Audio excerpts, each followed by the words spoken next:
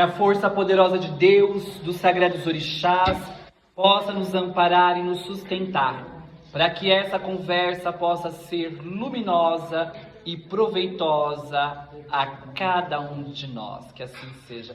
Boa noite, sejam todos bem-vindos, bem-vindas.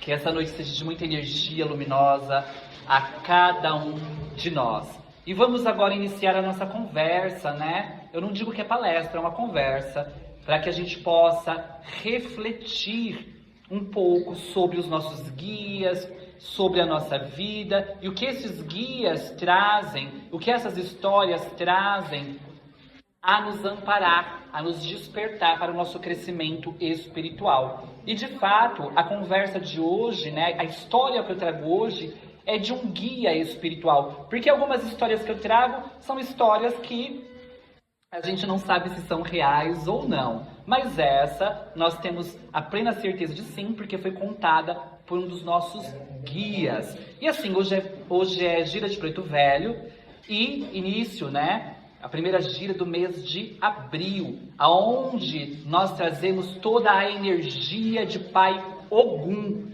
Devido a tantos anos, a gente comemorar ele ali junto com São Jorge.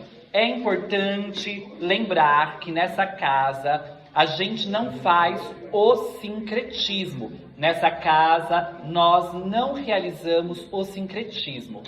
Temos ali os santos católicos, porque durante anos assim a Umbanda se fez, né? A Umbanda e todas as outras religiões de matrizes africanas foram obrigadas, na verdade, a assim se manter. Porque, como eu já expliquei e falo rapidamente, o sincretismo é quando há um abraço cultural e não uma imposição. O que nós tivemos no Brasil foi uma imposição durante muito tempo, durante 400 anos. Hoje, nós até podemos falar de sincretismo, né? Podemos ali estar abraçando outra cultura, mas não é a realidade quando a gente coloca Ogum como São Jorge. E há pessoas que acham que Ogum é São Jorge, ainda. Então precisamos, né, nos libertar desta ideia. Mas enfim, durante tantos anos fazer esse sincretismo, a energia do próprio Pai Ogum se fixou no mês de abril. E a gente comemora, né, os trabalhos de Pai Ogum neste mês. Na última gira do mês. Gente, por favor, se possível, dá uma paradinha aí, só pra gente terminar de fazer a nossa palestra, tá? Porque senão eu não consigo... Ou vocês podem conversar, desculpa, é porque senão eu não consigo manter a palestra. Me perdoe, eu sei que é o serviço de vocês, né, da cantina, mas eu preciso... É rapidinho, a nossa palestra ela dura no máximo 25 minutos, aí depois pode retornar os trabalhos. Me perdoe, tá? Eu que peço desculpas. Então, temos essa energia e na última segunda-feira do mês, nós vamos ter o trabalho de realinhamento de Pai Ogum. O que é esse trabalho? O que é realinhamento? Realinhar é você colocar tudo em ordem. E Pai Ogum é a ordenação divina. E nesse trabalho nós trazemos os falangeiros de Pai Ogum, as forças de Pai Ogum, a nos libertar, nos amparar. Então todos tragam uma espada de Ogum, né, para poder estar fazendo este trabalho. Tá? E essa espada, é bom já estar esclarecendo que essa espada vocês vão levar para casa e colocar em algum ponto da sua casa como defesa e proteção durante um ano. No próximo ano, você vai fazer novamente o trabalho e assim, novamente se realinhar, tá bom? Vamos lá. A história de hoje, quem conta é Pai Cambinda. É dia de Preto Velho, iniciando toda essa energia de Pai Ogum, e Pai Cambinda, ele diz que é um preto velho que trabalha na energia de Pai Ogum. Pai Cambinda, ele traz uma história bem específica da sua última encarnação. Ah, os umbandistas acreditam em encarnação? Acreditamos, porque os nossos próprios guias falam sobre ela, né? Os nossos próprios guias contam, inclusive a criança espiritual que trabalhava com a minha avó, ela se despediu uma vez dizendo que iria reencarnar. Então a gente traz, porque senão o pessoal fica falando, mas vocês trazem a ideia do espiritismo de Kardec. E o espiritismo de Kardec destoa daquilo que a Umbanda traz. Não, o que nós trazemos aqui é a vivência dos nossos guias espirituais, é o que eles nos falam. Então, é diante dessa vivência, e eu tenho essa vivência há 37 anos, desde que eu nasci, então eu acho que eu posso trazer um pouquinho daquilo que eles nos trazem. Enfim, Pai Cambinda diz que na sua última encarnação, ele veio de África, trazido pela diáspora. Alguém sabe o que é diáspora? A diáspora é quando um povo é retirado de forma compulsória do seu local natal, a escravidão. A escravidão é uma diáspora. E aí Pai Cambinda é trazido, dessa diáspora para o Brasil. Ele chega aqui em solos brasileiros cativo.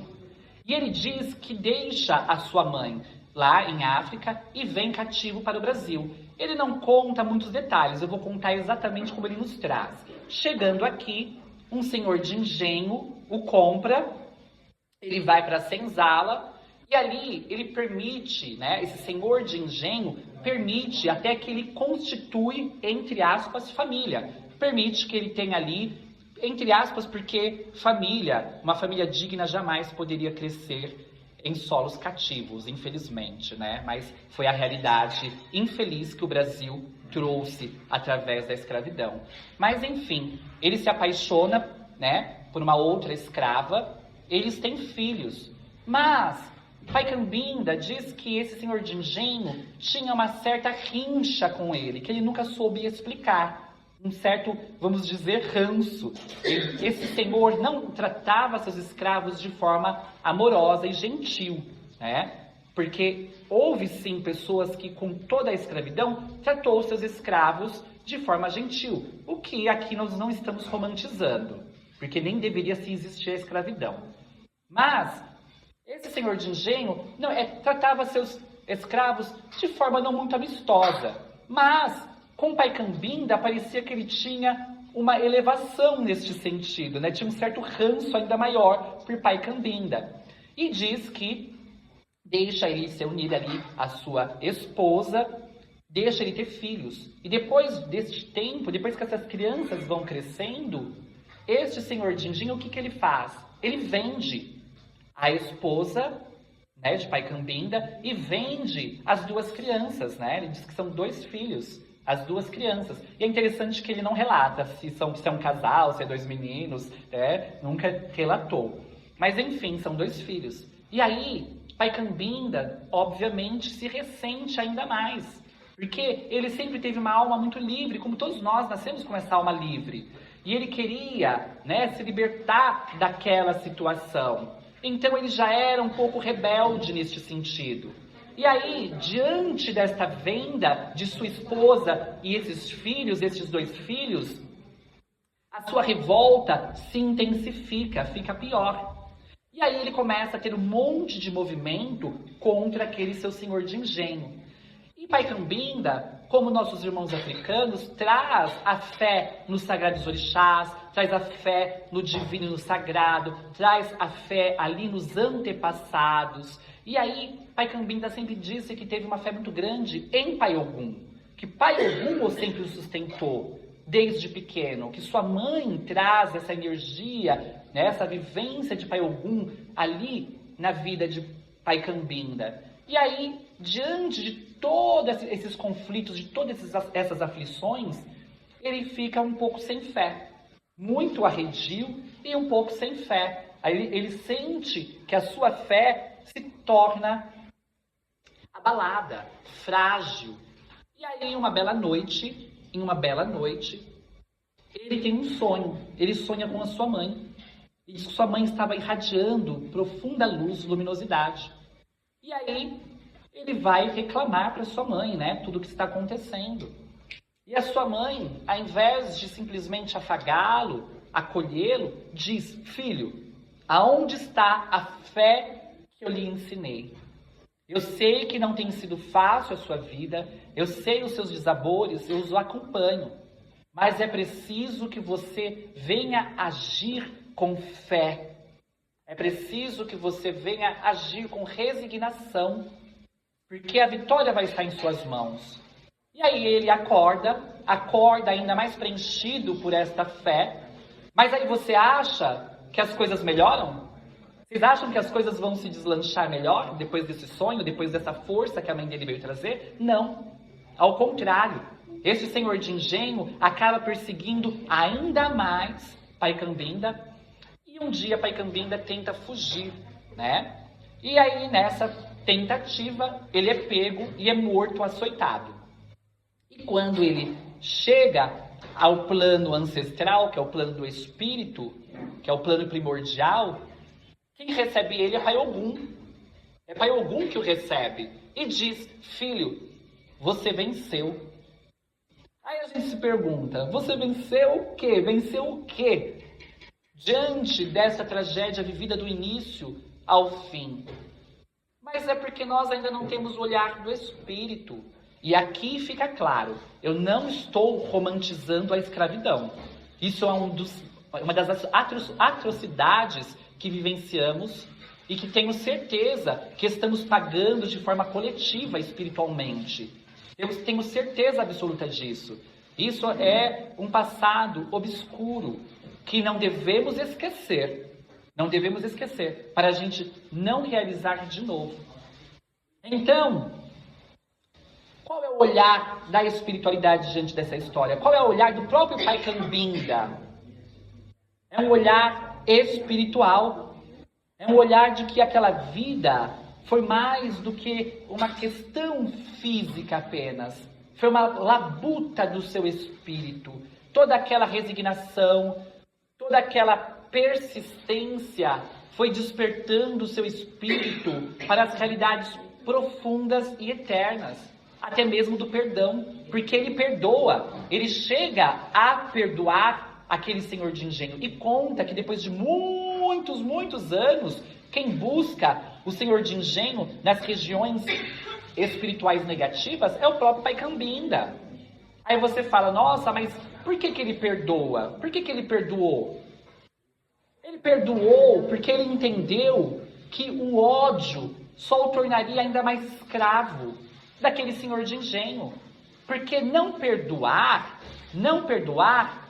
não é dizer que você vai simplesmente seguir em frente e o outro ficará impune. Não, mas quer dizer que o outro vai sim ressarcir a sua dívida, mas você vai seguir livre, amparado pela lei divina.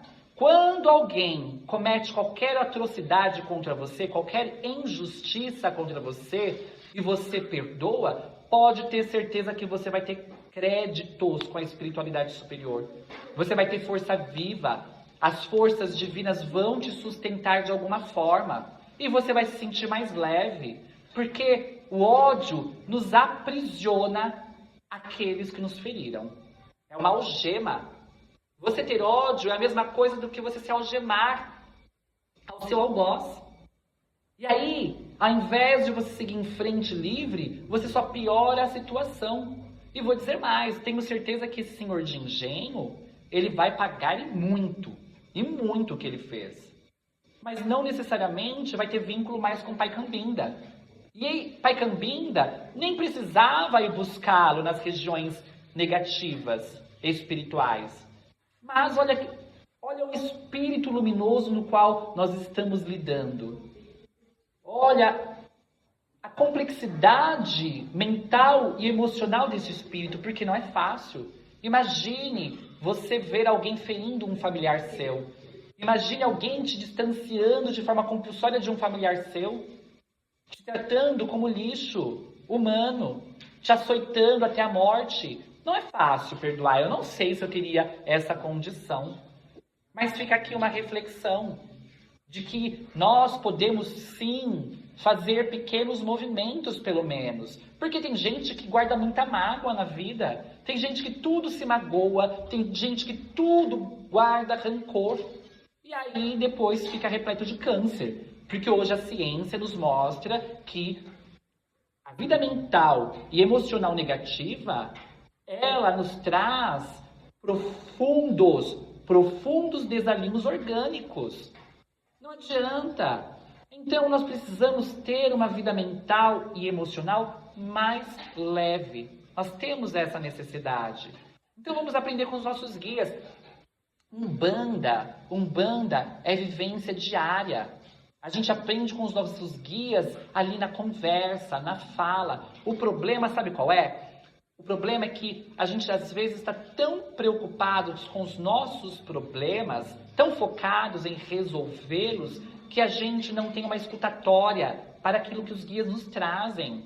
Os guias falam, e a gente não entende muitas vezes bulufas do que eles dizem. Só entende que é para tomar o banho, para fazer a macumbinha, para ativar a magia e acabou. Você não está preocupado, muitas vezes, com o que o guia está dizendo de uma forma transcendental, espiritual. Você está mais preso na magia que ele vai passar.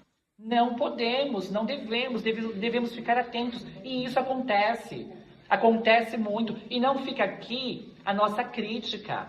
Fica aqui para a gente poder refletir e parar de agir assim. Devemos parar de agir como crianças espirituais.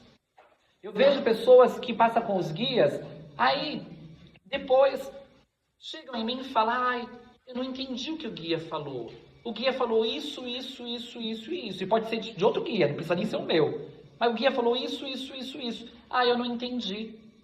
Eu não sei porque eu sou médium, mas em átomos de segundo eu já compreendi toda a situação. Aí eu vou lá e explico para a pessoa. Fulano, você está passando por essa situação? O guia falou assim, então ele quer dizer isso, que você precisa modificar isso dentro da sua vida mental, da sua vida emocional. É que os nossos guias de Umbanda, eles se fazem muito simples. E o são, mas de uma tamanha sabedoria. Eles falam de forma simples, para que no simples a gente possa compreender. Mas estamos tão fechados em nós mesmos que muitas vezes a gente não consegue captar a mensagem que eles nos trazem ali. Porque o maior dever de todos os guias de Umbanda é nos despertar para as realidades transcendentais, ancestrais, que são as realidades do espírito. É por isso que eles vêm toda semana. Não é simplesmente para resolver os nossos problemas, mas para nos despertar, para que através dessa força despertadora, nós consigamos transpor todos esses desafios. A gente consiga vencê-los. E veja bem a história do Pai Cambinda. Vencer, no caso dele, não foi vencer o problema, porque ele morreu cativo, não achou sua esposa, não achou seus filhos, morreu naquela situação. E Pai Ogum falou que para ele, meu irmão, você venceu, mas venceu algo que é mais difícil do que os desafios humanos, que é vencer a si mesmo, que é vencer as sombras que ainda trazemos. Ele venceu o ódio, ele venceu a mágoa e venceu a descrença, porque ele quase cai nessa descrença. Ele quase se permite cair nessa descrença. Mas como ele é uma pessoa digna, a espiritualidade superior permitiu que a sua mãe viesse e desse um despertar. E hoje ele chega na Umbanda para nos amparar nesse sentido. Outro dia eu vi uma blogueira dessas, dessas meninadas, falando que achavam um absurdo preto velho e caboclo trabalhar na Umbanda e incorporar em gente branca, e amparar gente branca, sendo que eles são as forças ancestrais que passaram, por essa questão cativa. Então, onde já se viu, negro já passou por tudo aquilo e ainda precisa voltar para auxiliar os outros como mero escravo? E aí sim, nós que não devemos ter para com eles este mesmo olhar de escravidão, como se eles fossem simples servos. Não, são os nossos irmãos que estão aqui para nos amparar. E olha a luminosidade de cada um deles. Porque essa irmã que disse isso tem uma visão ainda muito estreita do que é espiritualidade. Ela está ainda viciada no ódio, no rancor. Sendo que somente o amor e a fraternidade nos liberta. E aqui não é uma fala cristã. Porque a Umbanda, em sua base, não é cristã. Meu Deus, não é cristã. É quase um sortilégio falar isso. Mas não é. A gente aqui louva o orixá. A gente louva o orixá. Para nós não existe pecado. Quem comeu a maçã não foi Nhançã. Quem comeu a maçã não foi Oxum. Quem comeu a maçã foi a Eva.